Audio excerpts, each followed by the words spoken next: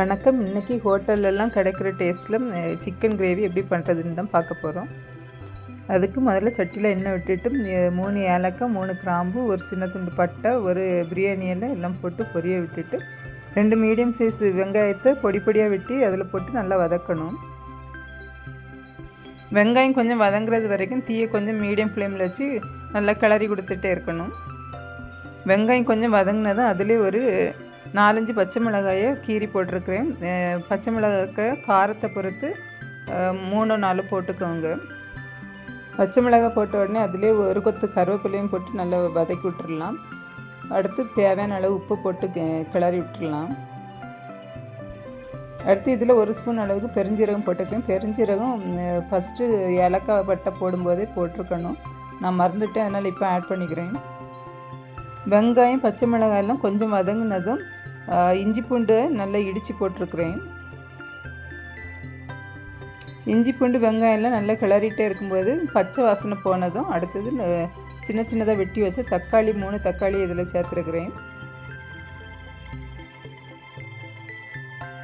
அடுத்து இதிலே 1/2 ஸ்பூன் அளவுக்கு மஞ்சள் போட்டுட்டு நல்லா கிளறி விட்டுட்டு தக்காளியை கொஞ்சம் வதங்க விடணும். தக்காளி கொஞ்சம் வதங்கினதும் மீடியம் சைஸில் கட் பண்ணால் 1/2 கிலோ சிக்கனை நல்லா கழுவிட்டு இது கூட சேர்த்துக்கிறேன்.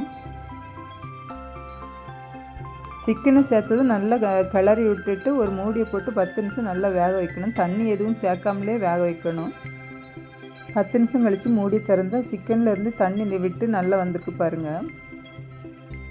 மறுபடியும் நல்லா கிளறி விட்டுட்டு இன்னும் கொஞ்சம் நேரம் வேக விட்டுட்டு அடுத்து 1 ஸ்பூன் அளவுக்கு வத்தல் பொடி, 1 ஸ்பூன் வத்தல் பொடிக்கு 2 ஸ்பூன் கணக்குக்கு மல்லிப்பொடி, 1/2 ஸ்பூன் அளவுக்கு pepper powder, 1 spoon garam masala powder எல்லாம் சேர்த்து நல்லா கலந்து விட்டுட்டு மறுபடியும் ஒரு 10 நிமிஷம் மூடி போட்டு வேக வைக்கணும். இந்த ஸ்டேஜில் கொஞ்சமாக உங்களுக்கு கிரேவி வேணும்னா கொஞ்சமாக தண்ணி சேர்த்து விடலாம்.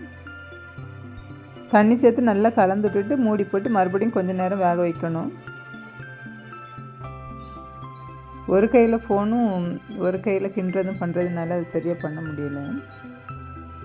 மசாலாலாம் கலந்து விட்டு வேக வச்ச பிறகு பாருங்கள் சிக்கன் கிரேவி எப்படி சூப்பராக ரெடியாக இருக்குன்னு. பார்க்குறதுக்கு மட்டும் இல்லைங்க, டேஸ்ட்டும் சூப்பராகவே இருந்து ஹோட்டலெல்லாம் சாப்பிட்ற சிக்கன் கிரேவி மாதிரி நல்லா சூப்பராக இருந்து.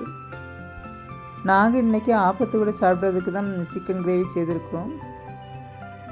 நீங்களும் இதை ட்ரை பண்ணி பார்த்துட்டு எப்படி இருந்ததுன்னு கமெண்ட் பண்ணுங்கள். இந்த gravy white rice, dosa, chapati, appam எல்லாத்து கூடயும் சூப்பராக இருக்கும். நீங்களும் ட்ரை பண்ணி பாருங்கள். நன்றி.